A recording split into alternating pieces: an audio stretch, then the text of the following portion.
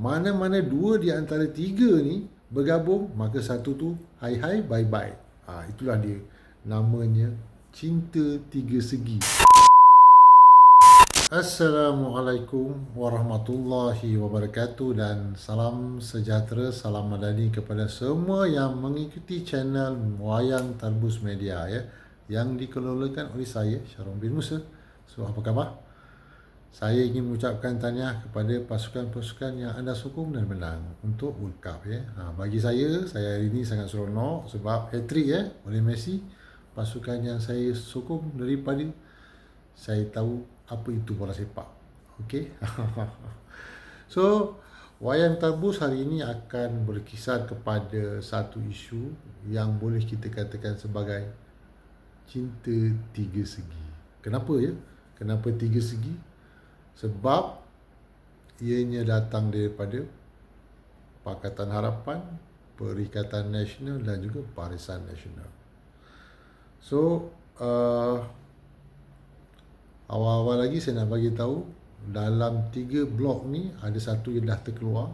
So, dia bukan lagi dalam krisis cinta tiga segi ni, dan juga satu lagi tu budak baru lepas sekolah.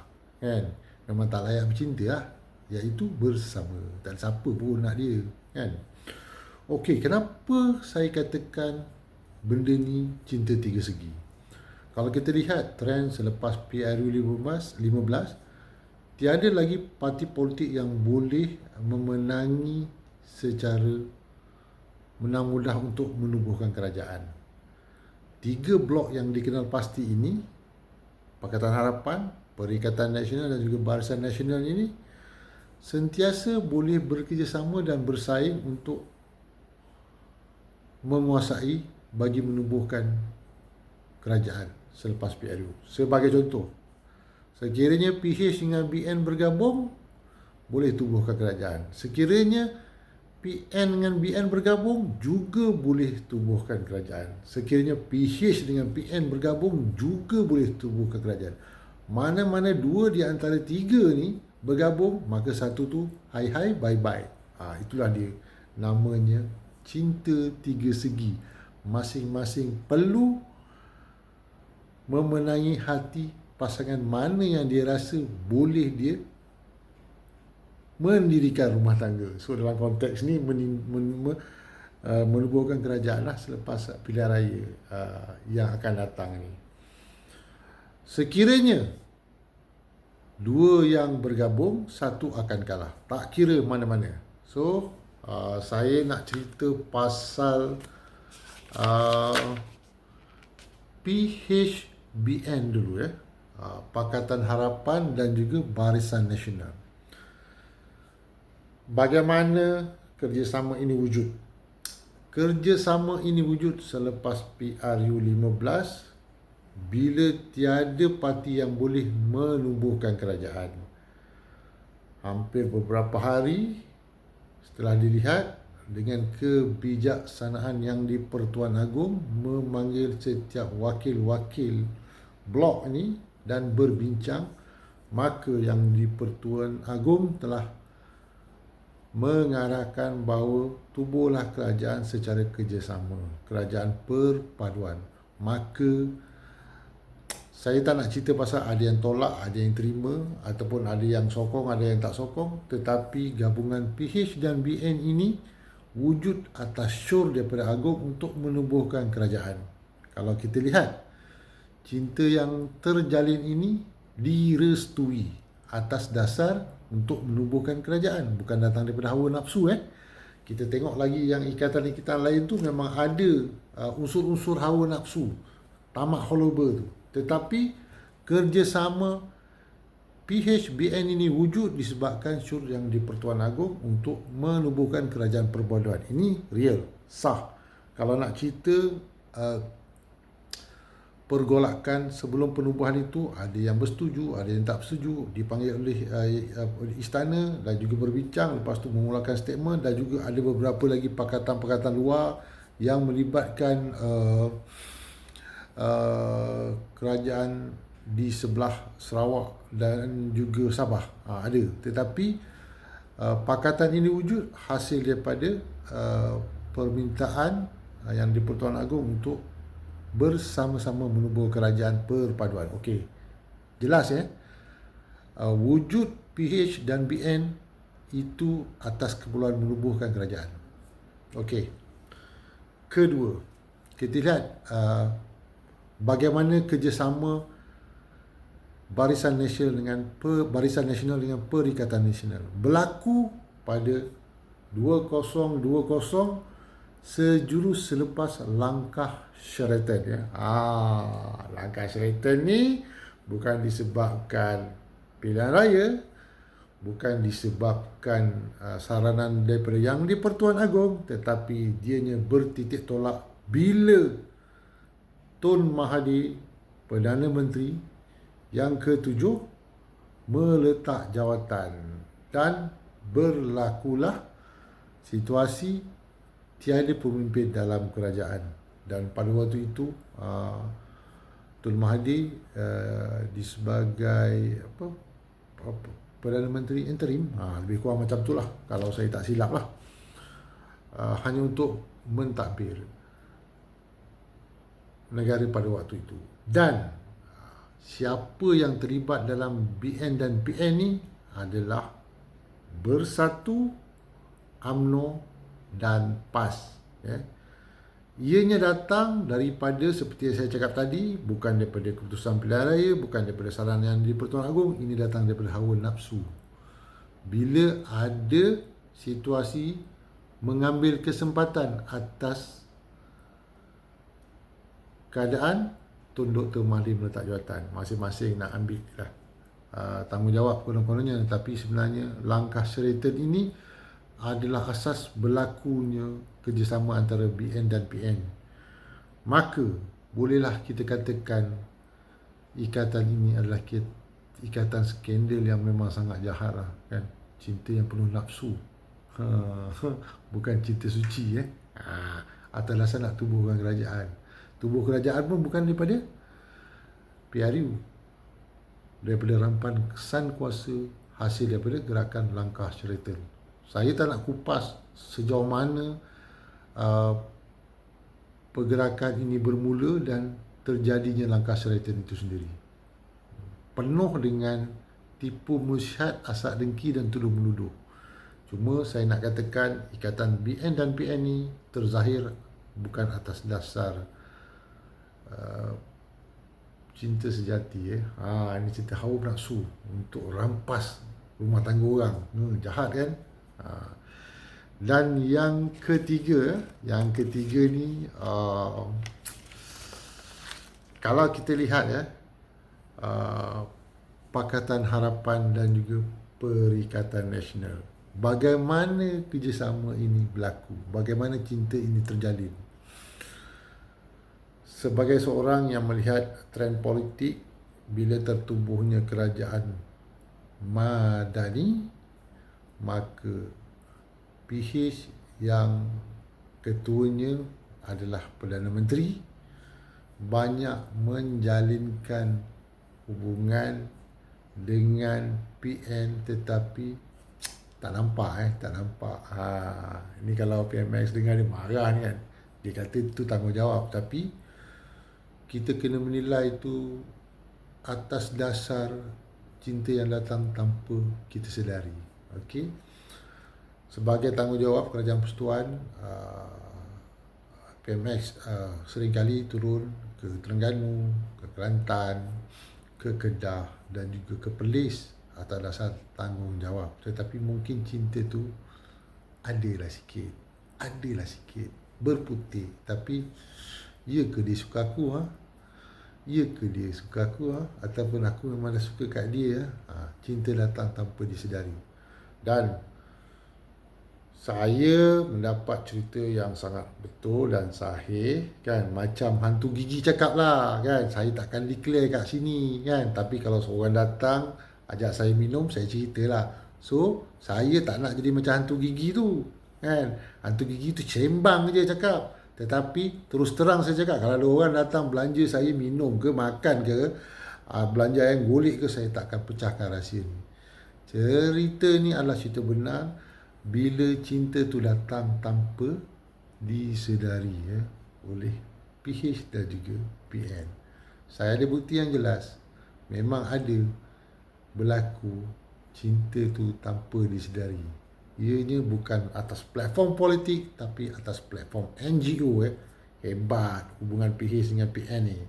So PN ni saya nak reservekan bukannya PN tapi originalnya sebenarnya adalah PAS. Tapi sekarang PAS tengah terajang bersatu kan. Jadi saya masih mengatakan hubungannya antara PH dengan PN. Datang tanpa disedari. Bila jumpa selalu, bila minum selalu, keluar makan selalu, mulalah ada yang berkata, dia suka aku ke? Atau aku suka dia? Datang dengan platform NGO, bukan platform politik. Ini jelas, terang sebenarnya. Kalau siapa-siapa yang boleh tengok, memang nampak. Cinta tu datang tanpa disedari antara PH dan juga PN. So, hati-hati. Benda ini menjadi bertambah kuat bila berlakunya PRN Johor dan juga PRN Negeri Sembilan, yang mana BN kata gerakan solo. So, antara 3 blok ni kau nak jalan seorang, tak apa. Aku pun dah suka dengan seseorang ni, kan.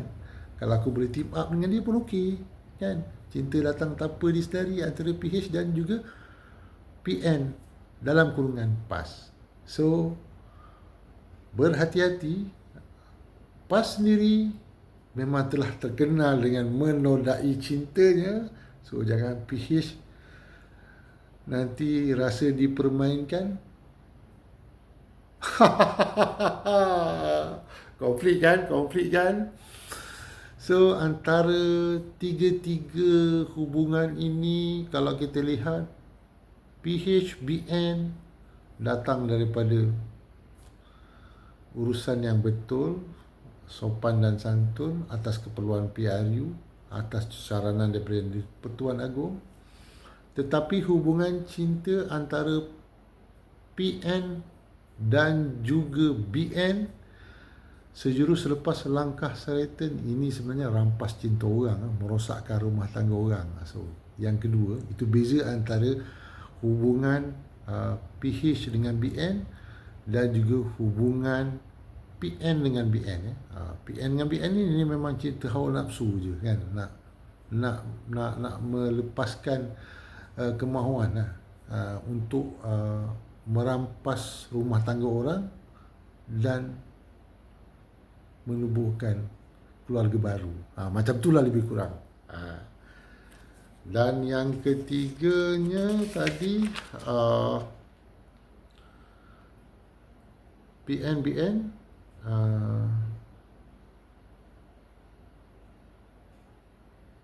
PHPN dan juga BNPN. BNPN ni dia macam pasang surut ni, sebab dua-dua ni memang pasangan yang memang rasanya tidak ikhlas sesama sendiri. Okey, kalau kita lihat bila berlakunya PRN Johor ni, PAS seolah-olah memberi ruang sepenuhnya kepada BN untuk jalan. Tak apa, aku bagi jalan kat kau jalan dulu kat sini, kan. Dengan hasrat besok bila PRU kawasan yang aku menang dekat Terengganu, Kelantan, Kedah dan Perlis, sorry itu aku punya part, sebab aku dah bagi kau masa kat negeri dulu, kat Selangor Negeri Sembilan. Itulah dia sebenarnya perjanjian di antara BN dan PN. Benda ni jelas dan terang. So buat masa ni PRN ni konon-kononnya PN bagi ruang kepada BN. Okey, kau jalan sendirilah. So aku tak nak